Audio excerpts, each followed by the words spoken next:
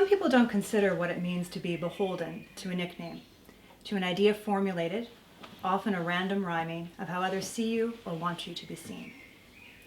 That's why I had to shut her down immediately, when on day one, our first introduction, she called me Tommy Tomato.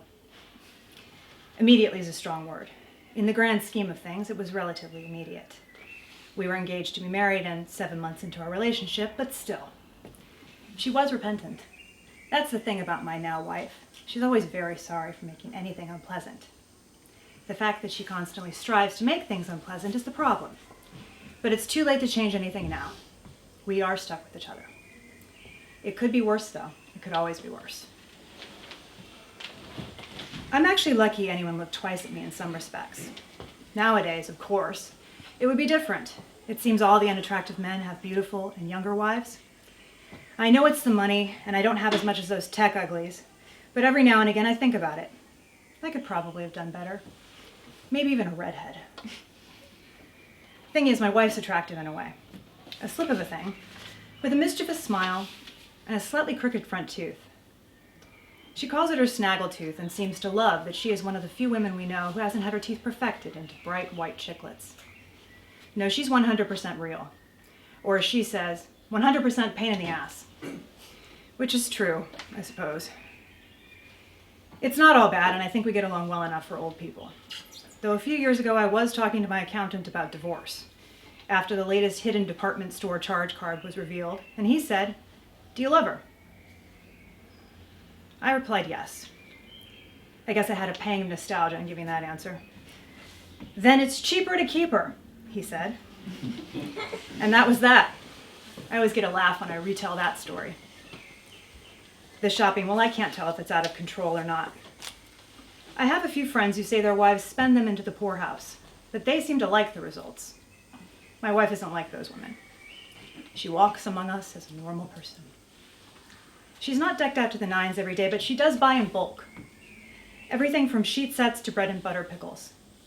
She likes to stop at the good Costco, as well as the regular, for variety.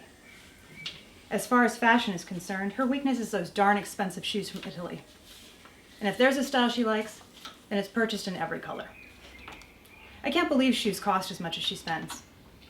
When I was a boy, you could buy sneakers for $3 and Levi's for $10. She called herself Imelda for some reason, which I never got. You see, I'm a simple man. I have my business, I have my customers. I want 2 vacations a year and no trouble. I want to melt into my leather recliner and know I'm in a safe harbor. I explained this during her Imelda phase, and she said she was very sorry. She has a far hard-to-fit foot. It was easier this way. She would curtail the purchases. I think that's when she started hiding the charge card statements, come to think of it. She'll be very sweet and pack a lunch for me the days when I have a long commute to one of the sites up north. She tells me that I'm lucky to have a personal chef, like a movie star. I'm given a lecture about slimming down, and I counter with a jab at her own figure, even though she's pretty much perfect, considering. I know that she wants me to eat more healthfully, but there is still something mildly insensitive about the miniature tomatoes she includes in that miserable to open Tupperware. Aside from the obvious, they also give me heartburn. She knows. Just when I think things are going well, that things are calm and easy, she riles herself up into a snit about something or other. Maybe I moved a jar of something to get to the milk in that food museum of a fridge, or my breath smells and so it's cancer. I'm a miserly bastard, or I lose a Tupperware.